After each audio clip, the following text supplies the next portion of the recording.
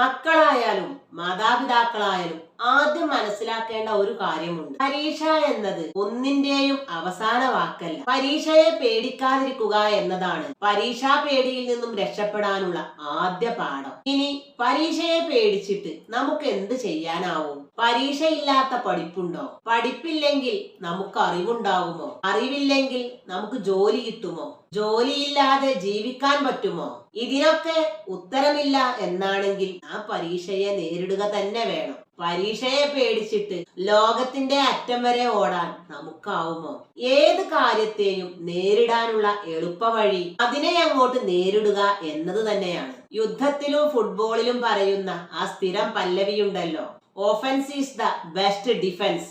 അതുപോലെ ചെയ്യുക. ശത്രു ഇങ്ങോട്ട് വരുന്നതുവരെ കാത്തിരിക്കാതെ ശത്രുവിനെ അങ്ങോട്ട് കയറി ആക്രമിക്കുക. പുലിയെ നേരിടേണ്ടത് പുലിമടയിൽ വെച്ചാണ്.